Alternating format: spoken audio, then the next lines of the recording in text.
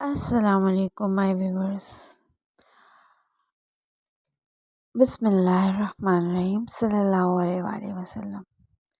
آج میں آپ کے لیے ایک نیا ناول لائی ہوں، حالم۔ اس کی وائس میں آپ تک پہنچاؤں گی اور آپ کو جو ہے میں سناؤں گی۔ حالم اگر آپ نے نہیں سنی تو کچھ بھی نہیں سنا، نہیں پڑھا تو کچھ بھی نہیں پڑھا۔ نمرہ احمد کی بہت ہی خوبصورت، بہت ہی دل خراش ناول ہے یہ، ضرور سنیں اور اگر اچھا لگے تو لائک کر دیں، شیئر کر دیں، فرینڈز اینڈ فیملی میں آگے شیئر کر دیں، بیل آئیکن کا بٹن دبا دیں اینڈ سبسکرائب کر دیں، بڑی مہربانی ہوگی۔ اچھا، نمرہ احمد کہتی ہیں حالم کے بارے میں، حالم ایک علامتی اور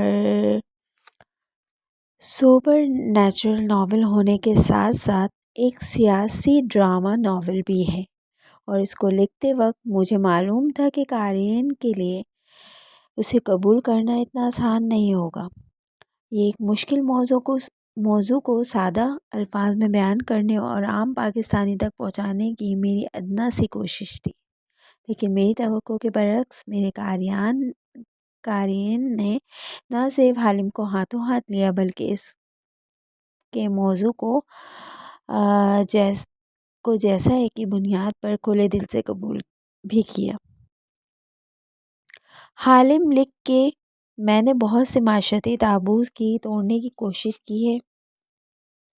ہم تھک چکے ہیں کمزور اور نازک شہزادیوں کی کہانیاں پڑھتے پڑھتے اور لکھتے لکھتے۔ ہمارے لوگوں کو ایسی کہانیوں کی ضرورت نہیں ہے جن میں ایک لڑکی اپنے تمام مسائل سے نکلنے کے لیے کسی اونچے لمبے مرد کا انتظار کرتی ہے، یا کسی لڑکی کی زندگی کی تکمیل کسی لڑکی کے مل جانے سے ہی ہوتی ہے۔ ہم ایسی کہانیاں کیوں نہیں لکھتے اور لکھنے دیتے جن میں ہر انسان کو یہ بتایا جائے کہ کوئی کسی کو بچانے نہیں آتا، ہم سب کو اپنا آپ خود بچانا پڑتا ہے۔ جو ہمیں کرنا آتا ہے وہی ہماری جان ہمیشہ بچاتا رہے گا۔ حالم آپ کو اچھا لگے یا برا لگے، مجھے امید ہے کہ یہ آپ کو سیلف ہیلپ اور خود کو جذباتی طور پر مضبوط کرنے کے چند گر سکھا جائے گا۔ اگر آپ کو نئے رستوں پہ چلنے میں مشکل پیش آتی ہے تو شاید یہ آپ کو برائی ترک کر کے اچھائی کی راہ اپنانے کی ترغیب بھی ڈالے۔ میں اپنی کتابوں کے ذریعے اپنے پڑھنے والوں میں مثبت سوچ پھیلانے کی صرف کوشش کر سکتی ہوں۔ میری اس کوشش کی کامیابی صرف اللہ تعالیٰ کے ہاتھ میں ہے۔ آگے چلتے ہیں۔ اس کی تقریباً 13 باب ہیں، ٹھیک ہے۔ باب اول سے شروع کرتی ہوں میں۔ گدلے پانیوں کا سنگم۔ اس نے خواب میں دیکھا کہ وہ گدلی سی جگہ ہے، دو دریاؤں کا سنگم۔ بارش تھر تھر برس رہی ہے، کیچڑ میں کھلے آسمان تلے دو لوگ کھڑے ہیں۔ ایک سنہرے بالوں والی لڑکی ہے، بارش نے اس کو بھگو دیا ہے، اس کے بال گیلے ہو کر گالوں سے چپک گئے ہیں اور وہ گردن اٹھائے اوپر دیکھ رہی ہے، آسمانوں کو، آسمانوں کے پار جہانوں کو۔ سامنے ایک آدمی کھڑا ہے، کیچڑ سے اس کے پیر لت پت ہیں، وہ دراز قد اور کسرتی بازوؤں والا ہے، اس کے گیلے بال ماتھے پہ بکھرے ہیں۔ وہ اپنے گریبان میں ہاتھ ڈالتا ہے اور ٹائی نوچ کے اتارتا ہے، پھر وہ آستینے موڑتا ہے، پیچھے اور پیچھے۔ لڑکی ابھی تک اوپر دیکھ رہی ہے۔ آدمی جھکتا ہے، کیچڑ سے مٹھی بھرتا ہے، سیدھا کھڑا ہوتا ہے، مٹھی لڑکی کی طرف بڑھاتا ہے۔ میرے ساتھ رہو، ہم دونوں کو ایک دوسرے کی ضرورت ہے، وہ بارش اور طوفان میں بلند آواز سے کہتا ہے۔ وہ چونک کر اسے دیکھتی ہے، پھر اوپر نگاہ اٹھاتی ہے۔ وہ آسمان پہ ایک پرندہ اڑتا ہوا آ رہا ہے، اپنے پر پھیلائے اس آدمی کے سر کے اوپر فضا میں آ رکتا ہے، چکر کاٹتا ہے، کاٹتا ہے، کاٹتا ہے۔ لڑکی انگلی اٹھا کر اشارہ کرتی ہے، الفاظ اس کے لبوں سے نہیں نکل پاتے، مگر وہ ہونٹ ہلا کر کہتی، بے زبان، بے آواز، وہ دیکھو۔ آدمی مٹھی بڑھائے ہنوز کھڑا رہتا ہے، اس کی مٹھی میں کیچڑ ہے اور کیچڑ میں دھمکتی ایک سونے کی چابی ہے۔ میرے ساتھ رہو، میرے ساتھ رہو، وہ ہنوز کہہ رہا ہے۔ پرندہ ان کے سر پہ چکر کاٹ رہا ہے، سنہرے اور سرخ رنگ کا پرندہ، عقاب جیسا، نیلے ہیرو جیسی آنکھوں والا پرندہ۔ ایک جھٹکے سے حالم کی آنکھ کھلی۔ کوالالمپور جزیروں کے ملک ملائیشیا کا سب سے مشہور شہر ہے، مختلف تہذیبوں ادیان کا مرکز۔ یہاں مسلمانوں کی اکثریت ہے۔ سمندر اور اونچے پہاڑ، سبزہ اور کھلے باغات، وہ جنت کے تصور جیسا خوبصورت شہر ہے۔ اور اس صبح وہ معمول کے مطابق آواز و شور اور بے فکر کہکہوں سے گونج رہا ہے۔ کیل کوالالمپور کو عرف عام میں کیل کہا جاتا ہے کہ معروف کاروباری مرکز میں ایک اونچی عمارت بے نیازی سے کھڑی دکھائی دیتی تھی۔ اس کے 12ویں فلور پر آفس کیبن بنے تھے اور کارکن مصروف نظر آ رہے تھے۔ ٹائپنگ کی آوازیں، فون کی گھنٹیاں۔ ایسے میں ایک نوجوان ہاتھ میں فائل پکڑے تیز تیز چلتا آ رہا تھا۔ چینی نقوش کا حامل وہ درمیانی قد کا امپلائی تھا اور اس کے چہرے پہ دبا دبا جوش تھا۔ ایک دروازے کے سامنے وہ رکا، خوشی کو قابو کرتے ہوئے مسکراہٹ دبائی اور دھڑلے سے دروازہ کھولا۔ اندر آفس ٹیبل کے پیچھے ایک تھکا ماندہ سا ڈھیر عمر شخص بیٹھا تھا۔ ٹائی ڈھیلی کیے، بگڑے تاثرات لیے اس نے آنکھیں اٹھا کے اکتاہٹ سے اندر داخل ہوتے نوجوان کو دیکھا۔ مولیہ، میں اس وقت کوئی بات نہیں سننا چاہتا، میں ساری رات سو نہیں پایا، ابھی مجھے ڈسٹرب نہ کرو۔ انور صاحب، اچھی خبر ہے۔ مولیہ دمکتے چہرے کے ساتھ کرسی کھینچ کے سامنے بیٹھا تو انور صاحب نے ہاتھ جھلایا۔ تمہیں لگتا ہے اس وقت مجھے کوئی خبر خوش کر سکتی ہے؟ میری لاپرواہی سے باس کا لیپ ٹاپ چوری ہو گیا ہے اور تمہیں اپنے کاموں کی پڑی ہے۔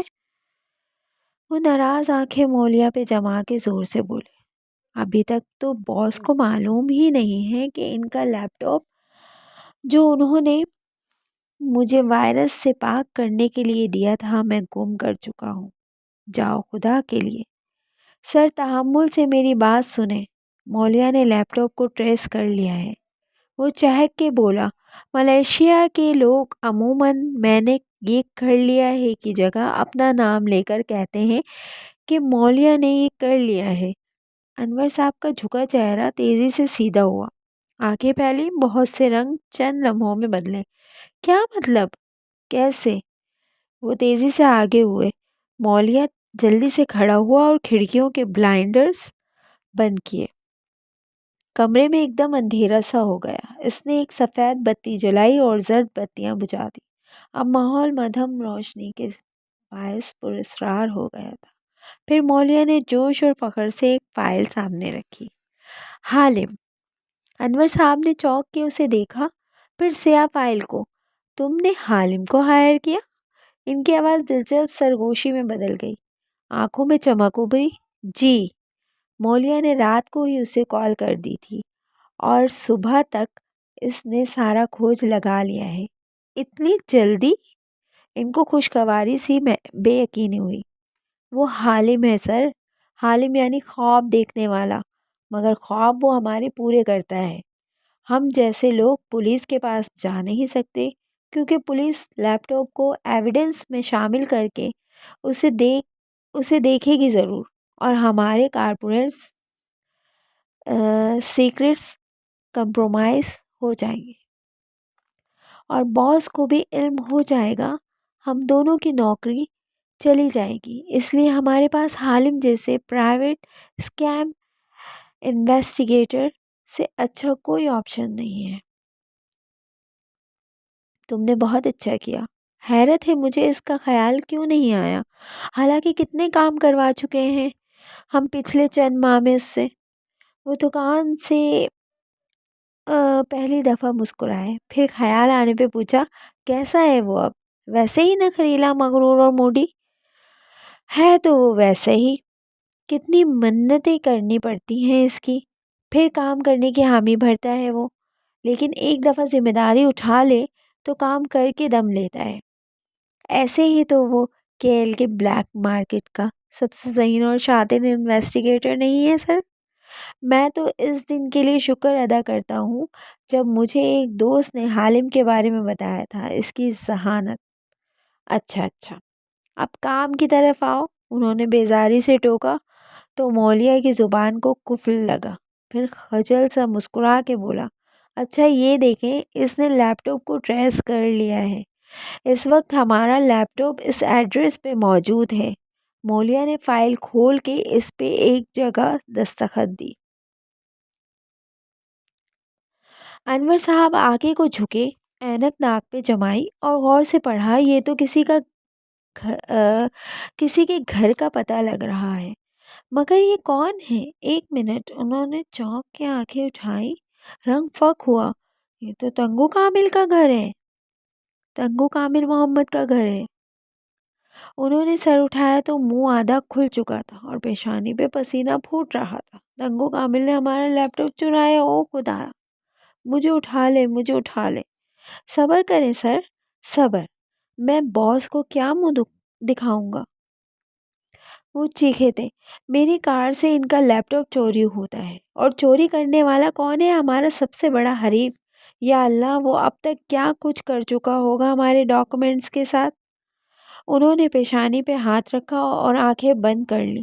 مولیا نے جلدی سے پانی کا گلاس بھر کے ان کے سامنے کیا۔ انور صاحب نے جٹ گلاس اٹھایا اور گھٹاگھٹ پی گئے، پھر گہری سانس لے کر خود کو نارمل کرنے لگے۔ ابھی تک تو میں نے سب کو یہ کہہ رکھا ہے کہ لیپ ٹاپ ٹھیک کروا رہا ہوں، چند گھنٹے سے زیادہ میں ان کو ٹال نہیں سکتا۔ اب بتاؤ، وہ خود پہ قابو پاتے ہوئے فکر مندی سے پوچھنے لگے، وہ کتنی جلدی تنگو کامل کے گھر سے لیپ ٹاپ نکال کر لا سکتا ہے؟ کون؟ میرا دادا جو قبر میں بیٹھا تمہیں خط لکھ رہا ہے، یو ایڈیٹ۔ انہوں نے زور سے میز پہ ہاتھ مارا، پانی کا گلاس تو کانپا ہی۔ مولیا خود بھی اچھل ہی پڑا۔ وہ آپ حالم کا پوچھ رہے ہیں؟ مگر سر وہ انویسٹیگیٹر ہے، اس سے زیادہ وہ کچھ نہیں کر سکے گا۔ مگر انور صاحب کے تاثرات اور لال انگارہ آنکھیں دیکھ کر وہ گڑبڑا کے اٹھا۔ میں کچھ کرتا ہوں، اس کی منت کرتا ہوں۔ انور صاحب نے خاموشی سے انگلی سے اسے قریب بلایا اور ڈرتے ڈرتے ان کی طرف جھکا۔ اگر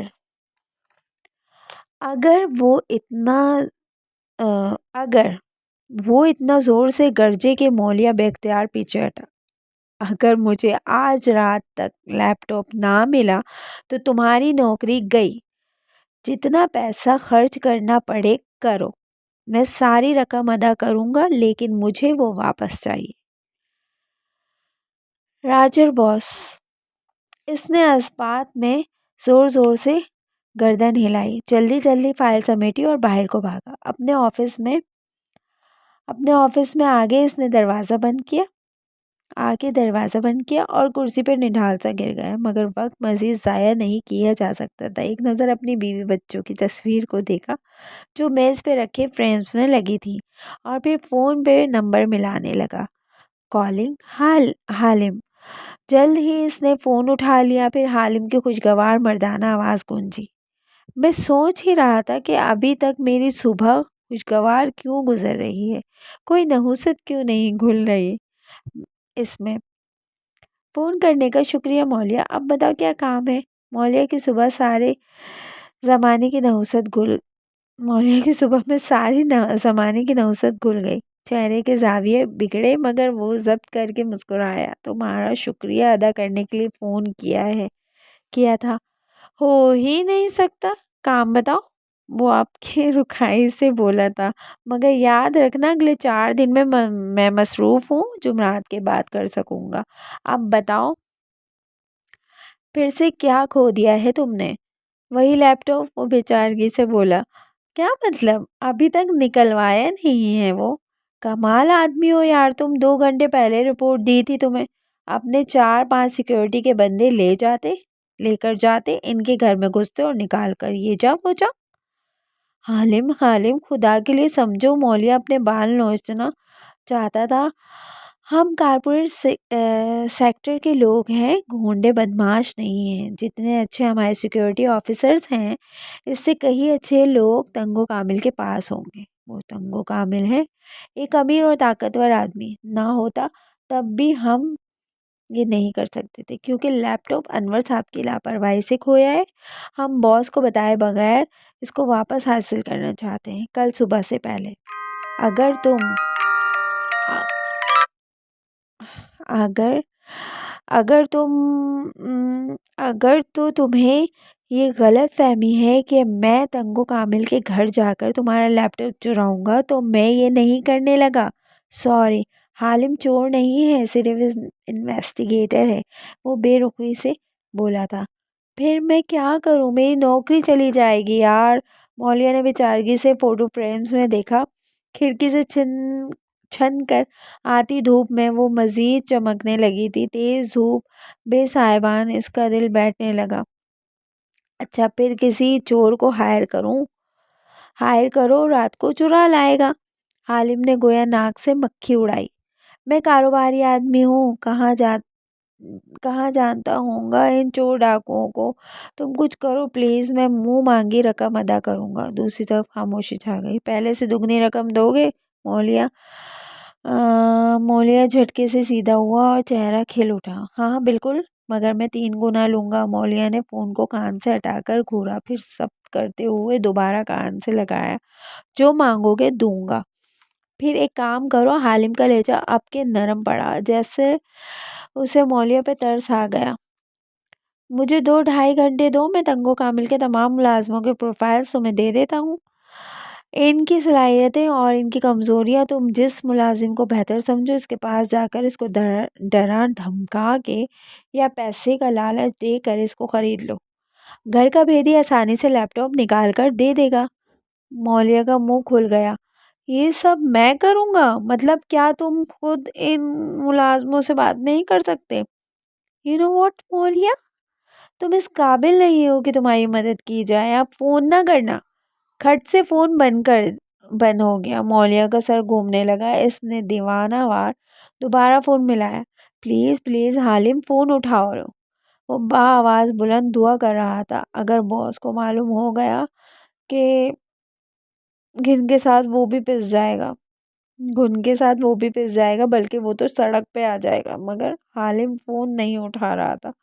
میز پر رکھے فوٹو فریمز اب دھوپ کی حدت سے چمکنے لگے تھے، جیسے اس کے بیوی بچے سائے سے نکل کر ننگے سر سورج تلے آ کھڑے ہوئے ہوں۔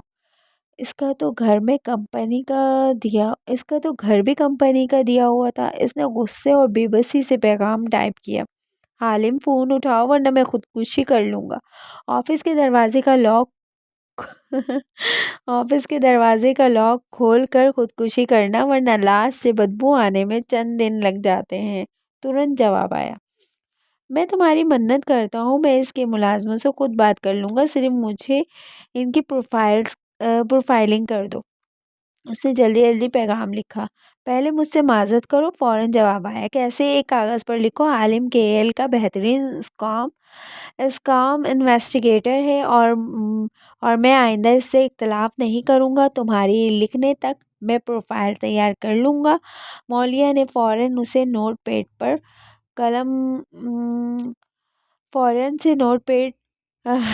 پر قلم گھسیٹا۔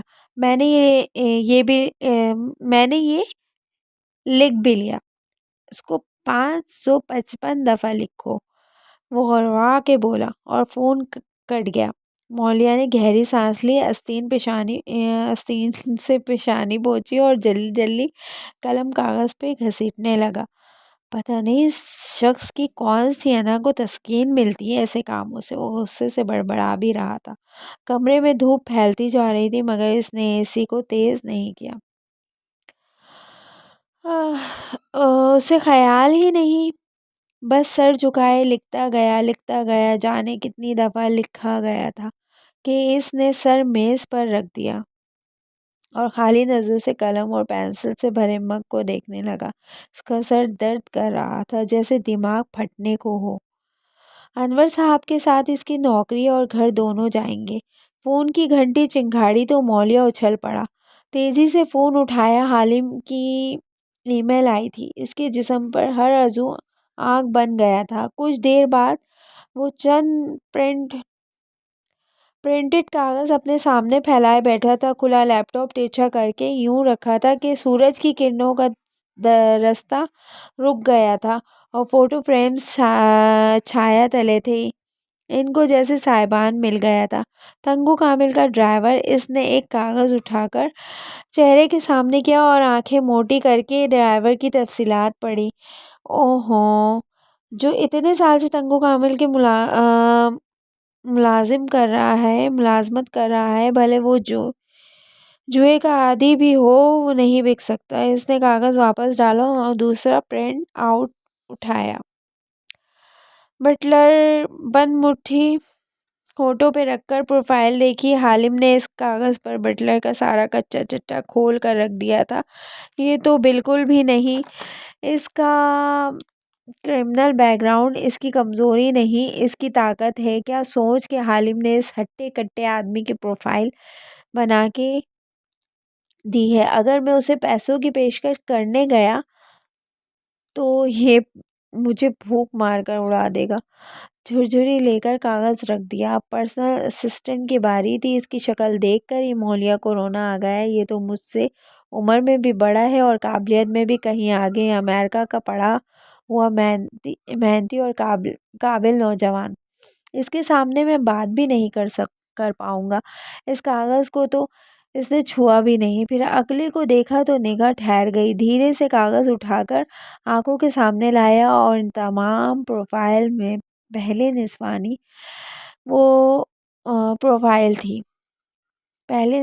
پروفائل تھی۔ تالیہ مراد۔ وہ نام پڑھتے ہوئے بڑبڑایا۔ صفحے کے کونے میں اس کی تصویر بنی تھی۔ تصویر آج ہی لی ہوئی تھی، جیسے کسی گھر کی چھت سے گلی میں چلتی لڑکی کی تصویر اتاری گئی ہو۔ وہ لمبا سا مقامی طرز کا فراک پہنے ہوئی تھی۔ کونی پہ ٹوکری ٹنگی تھی جس میں پھول تھے اور وہ سر جھکائے کندھے کے پرس سے کچھ نکال رہی تھی۔ ماتھے پہ سفید خوبصورت سا ہیٹ پہن رکھا تھا جس سے سیاہ بال نکل کر کندھے پہ گر رہے تھے۔ جھکے سر اور ہیٹ کے باعث چہرہ واضح نہ تھا مگر رنگت گوری لگتی تھی۔ مولیا کی نظریں ٹائپ شدہ الفاظ پہ جا رکیں جو حالم نے اس کی پروفائلنگ کرتے ہوئے لکھی تھی۔ تالیہ مراد۔ اس کا تعلق کشمیر سے ہے۔ 3 ماہ سے تنگو کامل کی ملازمہ ہے۔ زیادہ پڑھی لکھی نہیں ہے مگر انگریزی اور ملے زبان ٹھیک سے بول لیتی ہے۔ بہت باتونی لڑکی ہے، قدرے بیوقوف اور جلد باز۔ آدھا دن تنگو کامل کی ملازمت کرتی ہے اور شام میں ایک ریسٹورنٹ میں ویٹرس کے طور پر کام کرتی ہے۔ کشمیر میں اس کا لمبا چوڑا خاندان ہے۔ اس کی کفالت یہی کرتی ہے، جو کماتی ہے وہی بھیج دیتی ہے۔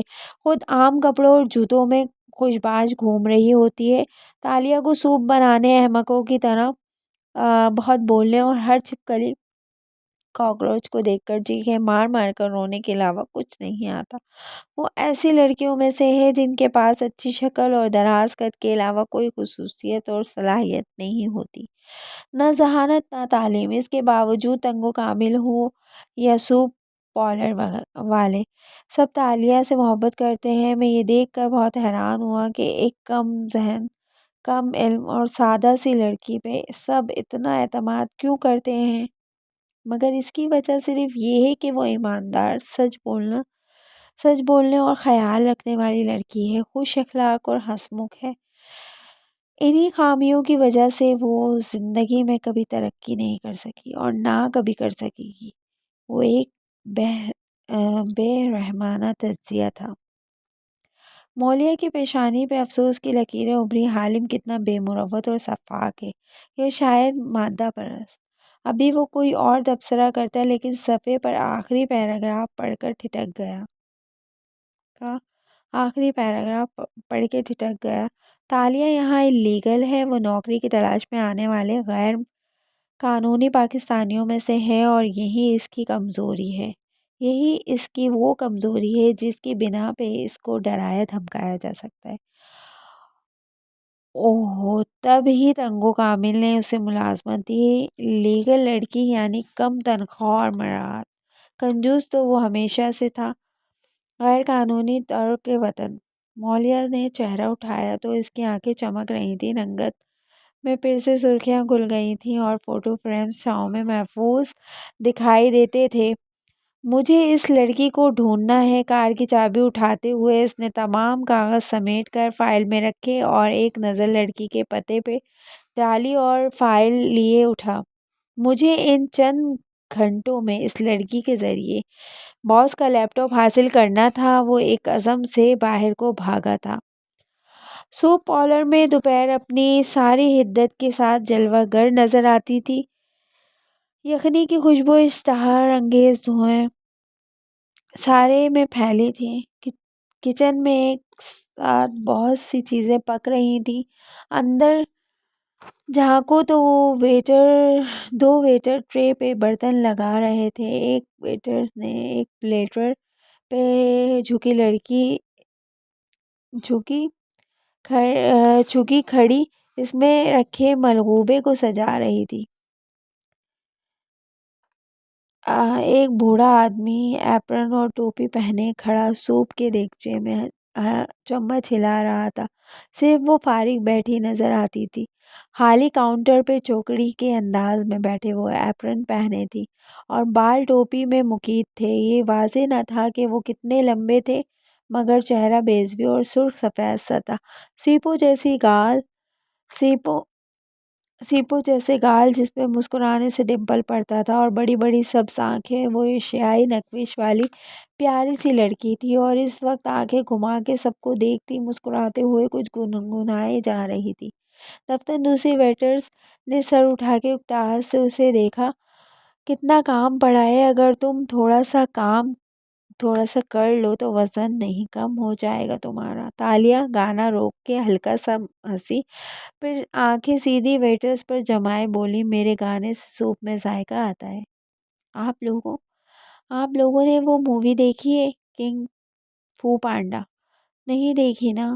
میں نے بھی نہیں دیکھی، لیکن سنا ہے اس میں ایک موٹا سا پانڈا تھا جو… تم نے اپنی تنخواہ کا کیا کیا تالیہ؟ بوڑھے شیف نے ایک دم اس کی طرف گھوم کے سختی سے سوال پوچھا تو تالیہ کی زبان روکی، لیکن مسکراہٹ برقرار رہی۔ جب معلوم ہے کہ تنخواہ پاکستان بھیجتی ہوں تو پوچھتے کیوں ہو، پیارے اور موٹے سے بوڑھے؟ وہ کہہ کے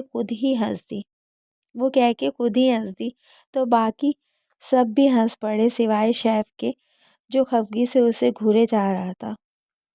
لٹا دیا نا ہر دفعہ کی طرح اپنے خاندان پہ سب کچھ، اپنے لیے کیوں کچھ نہیں رکھتی؟ وہ زچ ہوئے۔ ارے میرے کون سے اتنے خرچے ہوتے ہیں، اور پھر اتنے سارے پیسوں کا میں نے کیا کرنا ہے؟ کھاؤ نہیں ہے بک۔ اس نے بات کرتے کرتے کفگیر اٹھایا اور ویٹر کے ہاتھ پہ مارا، جو ٹوکری سے گاجر بے پرواہی سے اٹھا رہا تھا۔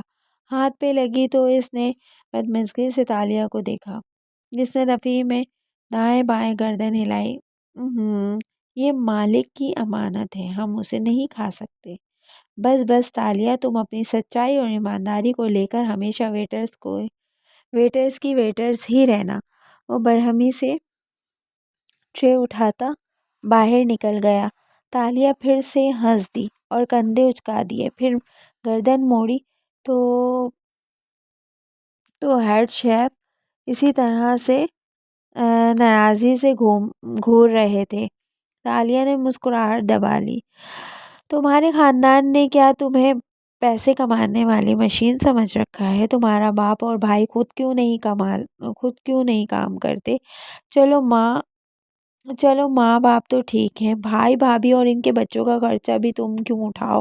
کیا ان کو احساس نہیں ہوتا کہ تم ایک انسان ہو اور دو نوکریاں کر کے گزارا کرتی ہو؟ غصے اور بے بسی کی حدت سے ان کی آنکھوں میں آنسو آ گیا تھا۔ ایسی بات نہیں۔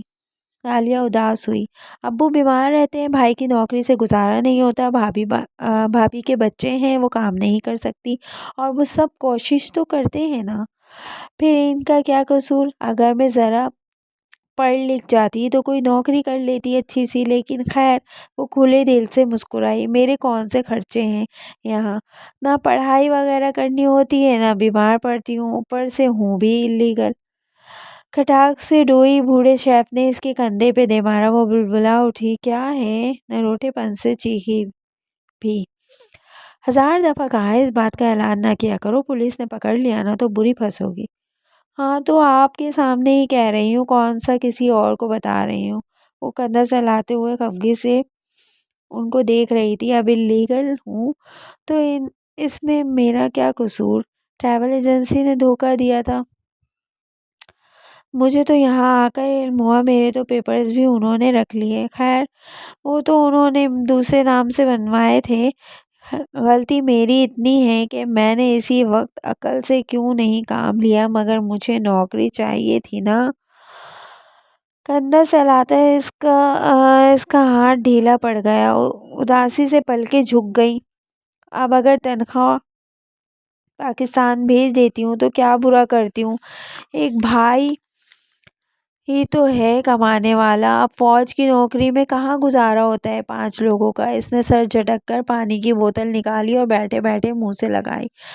मोहम्मद शेफ ने पलटकर उसे देखा, नर्सिंग छोड़ दी इसने। तालिया ने बोतल ऊपर ले जाकर घोंट भरा, फिर बोतल लबों से हटाई और ढक्कन बंद करते हुए बोली, कहाँ, फौज में मेल नर्स है ना वो।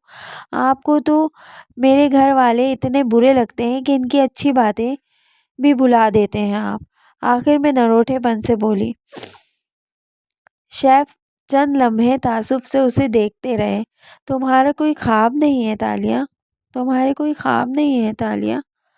इस सवाल पे तालिया, जो गौतम बुद्धा के अंदाज में चौकड़ी मारे काउंटर पे बैठी थी,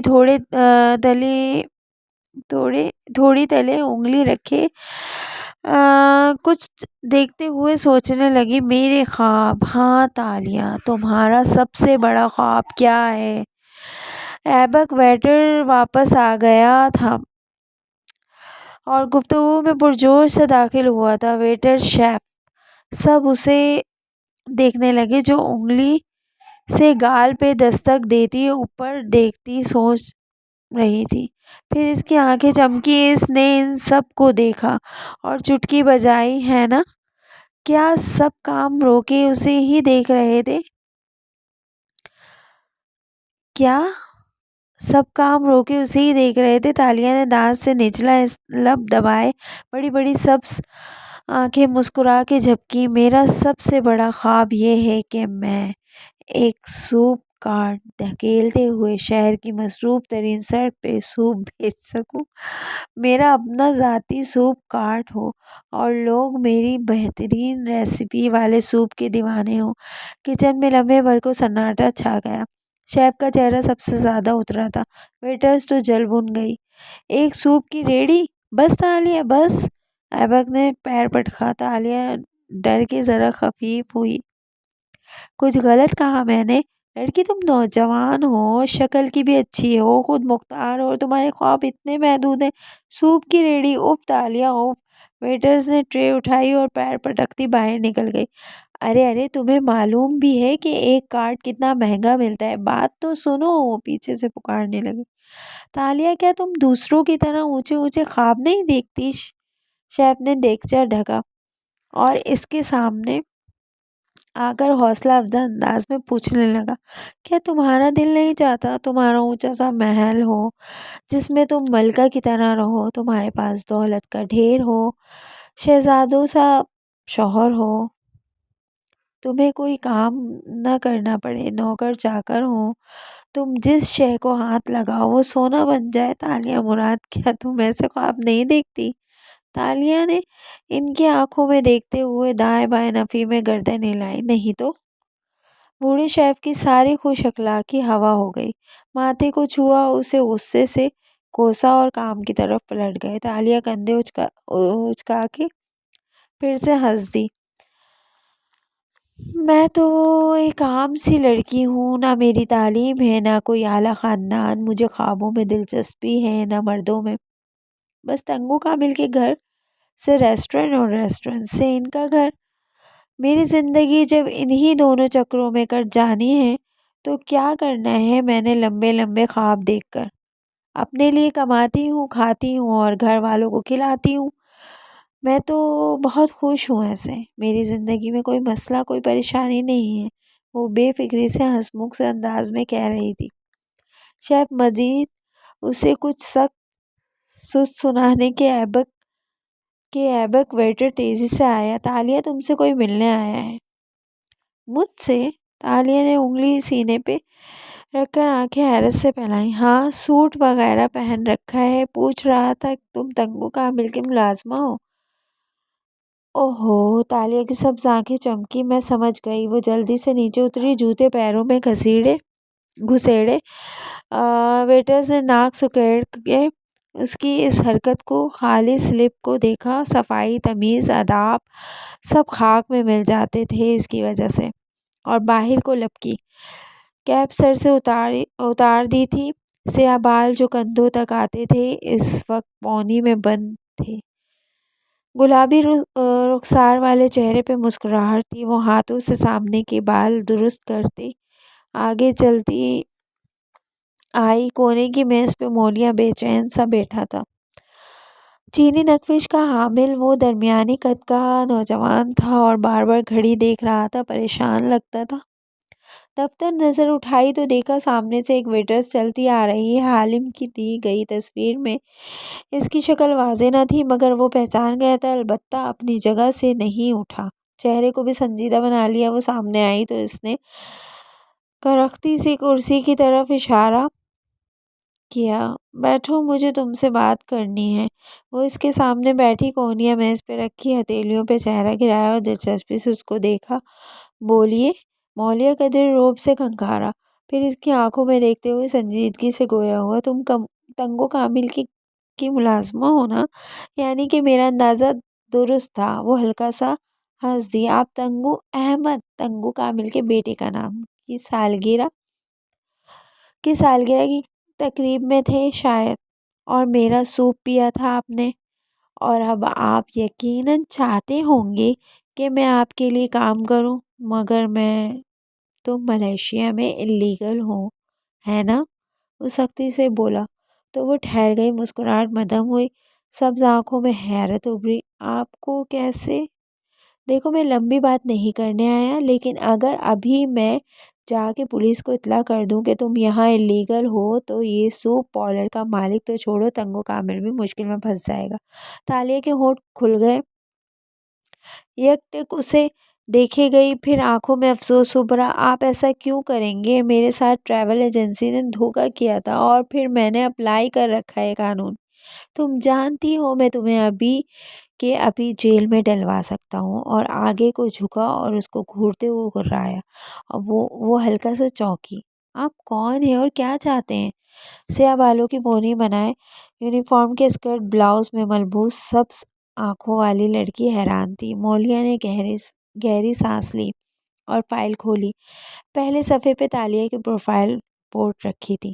تالیہ نے سر جھکا کے دیکھا تو آنکھیں پھیل گئیں، بے یقینی سے پلکیں اٹھائیں۔ میرے بارے میں آپ کو اتنا کچھ؟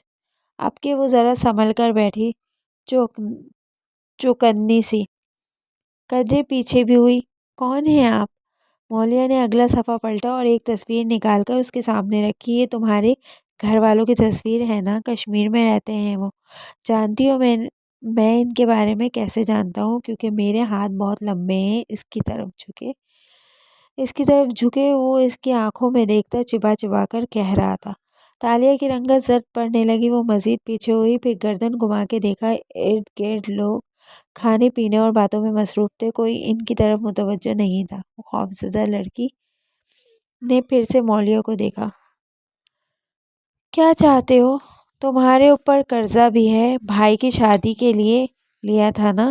وہ کیسے اتارو گی؟ کبھی سوچا؟ آپ کو مجھ سے کیا چاہیے؟ وہ شدید غیر آرام دہ نظر آ رہی تھی۔ دیکھو تالیہ، مولیا نے آواز دھیمی کی، لہجہ نرم کیا، لمحے بھر کے لیے بھی وہ لڑکی کے چہرے پر سے نظریں نہیں ہٹا رہا تھا۔ اگر تم چاہو تو میں تمہارا قرضہ بھی اتار سکتا ہوں، مزید رقم بھی دے سکتا ہوں اور تمہاری فیملی کو بھی کچھ نہیں ہوگا۔ بات نہیں مانو گی تو تمہارے ماں باپ کو نقصان پہنچ سکتا ہے اور تم اللیگل ہونے اور جیل چلے جانے کے باعث ان کی مدد بھی نہیں کر پاؤ گی۔ اب بتاؤ میری مدد کرو گی؟ کیسی مدد؟ وہ الجھی رنگت قدرے بحال ہوئی۔ تمہارے مالک تنگو کامل نے میرا لیپ ٹاپ چرایا اور مجھے وہ واپس چاہیے۔ یہ اس کی تصویر ہے۔ اس نے کھلی فائل سے ایک اور کاغذ نکال کر سامنے رکھا اور نیچے رکھے ایک کاغذ کا کونا باہر کو سرک آیا۔ تالیہ نے گردن ٹیڑھی کر کے پڑھا نچلے کاغذ کو، جس پہ ایک ہی فقرہ کسی نے بار بار پین سے لکھا ہوا تھا: حالم کیل کا بہترین اسکام انویسٹیگیٹر ہے اور میں آئندہ۔ مولیا نے ایک دم ہڑبڑا کے کاغذ اندر ڈالا۔ تالیہ نے چونک کے اسے دیکھا۔ آپ نے کسی حالم نامی اسکام انویسٹیگیٹر کو ہائر کیا ہے میری چھان بین کے لیے؟ آواز میں ہلکا سا غصہ در آیا۔ میری بات دھیان سے سنو۔ اس نے دوسرا کاغذ سامنے کر کے فائل بند کر دی۔ سوال نظر انداز کر گیا۔ یہ اس لیپ ٹاپ کی تصویر ہے اور یہ تنگو کامل کے گھر میں موجود ہے۔ میرا لیپ ٹاپ چرایا ہے انہوں نے۔ تم مجھے یہ واپس لا کر دو گی، اور اگر تم نے ایسا نہ کیا تو تم جانتی ہو میں تمہارے ساتھ کیا کر سکتا ہوں۔ آپ چاہتے ہیں میں چوری کروں؟ وہ الجھن سے اس کو دیکھ رہی تھی۔ ہاں، جو انہوں نے چوری کیا ہے مجھ سے اس کو واپس چوری کرو۔ میں تمہیں ایک خطیر رقم دوں گا اور نیشنلٹی لینے میں بھی تمہاری مدد کروں گا۔ میں اپنے مالک کے گھر چوری کروں؟ اپنے مالک کے گھر؟ اس نے انگلی سینے پہ رکھ کر افسوس سے پوچھا۔ مولیا نے بے صبری سے جھٹ سر ہلایا۔ ہاں۔ تالیہ نے تعصب بھری سانس کھینچی اور سر جھٹکا۔ پھر آپ ایسا کریں، پولیس کو بتا دیں جو بھی بتانا ہے، کیونکہ تالیہ ایسی نہیں ہے۔ مجھے آپ کے پیسے نہیں چاہیے ہیں۔ میں اپنے مالک کو دھوکہ نہیں دوں گی، وہ سادگی سے کہہ کر کھڑی ہو گئی۔ مولیا بھی ساتھ ہی کھڑا ہو گیا۔ سب یہی کہتے ہیں ہمیں پیسے نہیں چاہیے، اس سے پہلے کہ انہیں چند صفر بڑھا کے رقم دی جائے۔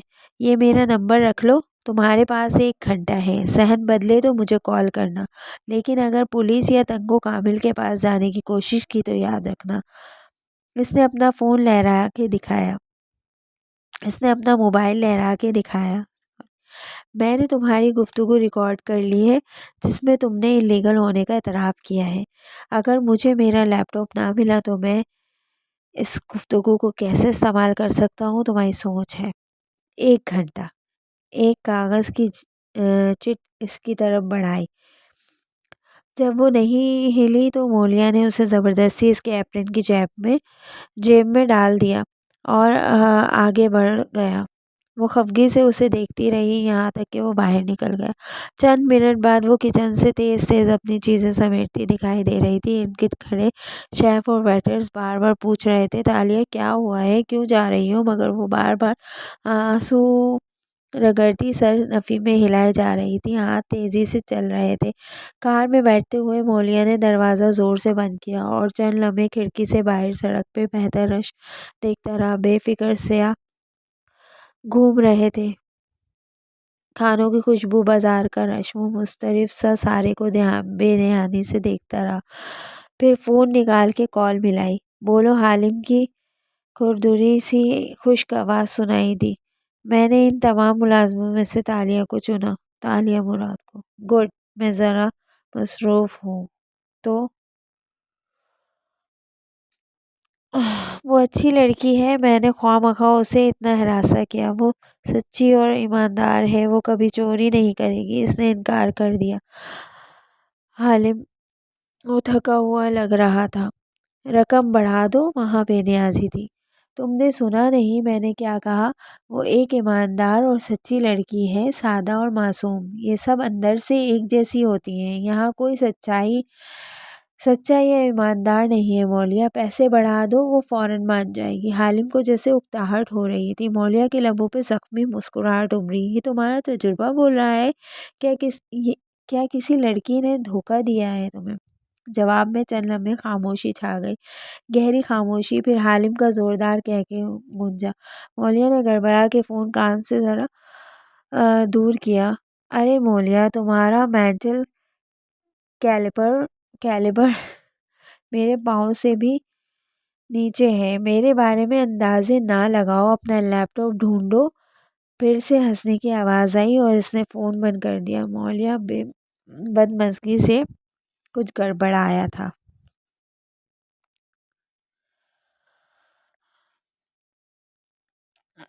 تنگو کامل کا گھر 3 منزلہ تھا، خوبصورت اور پرتعیش۔